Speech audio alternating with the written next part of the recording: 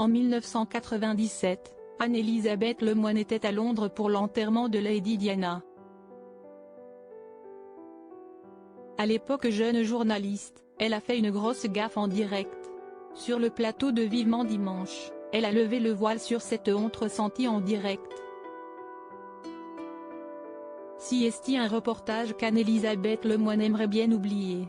Ce dimanche 19 novembre, l'animatrice de C'est à vous était invitée de Michel Drucker dans Vivement Dimanche.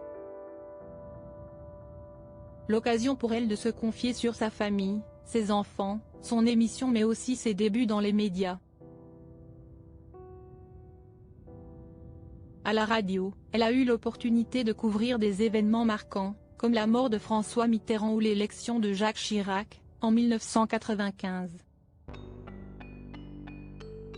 Anne-Elisabeth Lemoine a également travaillé pour la mort de Lady Diana.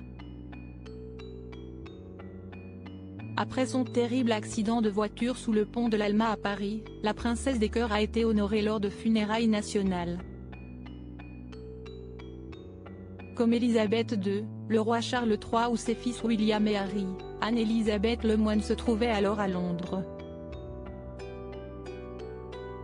C'était une petite rédaction donc on me confiait des reportages très importants, alors que j'étais une jeune journaliste débutante, s'est-elle d'abord souvenue dans Vivement Dimanche.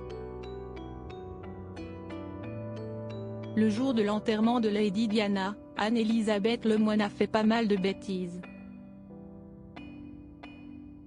Pour l'enterrement de Lady Di, j'avais oublié de me réveiller. Je me suis pointée devant Westminster, et évidemment, il y avait une marée humaine. J'étais à je ne sais pas combien de kilomètres de l'entrée, a décrit la présentatrice de C'est à vous sur le plateau de France 3. Alors qu'elle était en direct à la radio, elle n'a pas eu d'autre choix que de mentir. Anne-Elisabeth, vous nous confirmez bien que la reine est arrivée ? Lui avait alors demandé l'animateur. Sauf que la journaliste ne voyait rien de ce qui se déroulait alors pour les membres de la famille royale britannique. Je ne vois rien, j'étais dans la marée humaine et donc j'inventais, a-t-elle reconnu, un peu honteuse. Je racontais des cracks un peu, c'était pas très sérieux mais ils ne s'en sont pas trop rendus compte. Anne-Elisabeth Lemoine, l'odeur des fleurs pourrissantes de cet événement mondial donc, Anne-Elisabeth Lemoine ne se souvient pas de grand-chose.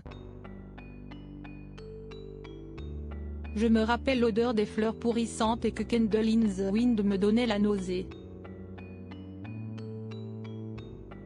Racontait-elle à Vanity Fair en parlant du tube d'Elton John.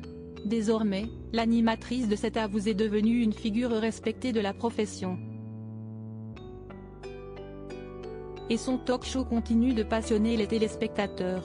Anne-Elisabeth est excellente, elle abat un travail monstrueux et les audiences records, ça n'est pas un hasard. Je suis très heureux qu'elle souhaite encore mettre toute son énergie, et il en faut, pour repartir pour une saison en quotidienne. On n'imagine pas toujours le travail et l'investissement humain que cela représente, assurait Pierre-Antoine Capton, le créateur de C'est à vous, aux Parisiens. On se fait confiance depuis plus de 20 ans et je serai toujours à l'écoute de ses désirs et de ses choix à l'avenir.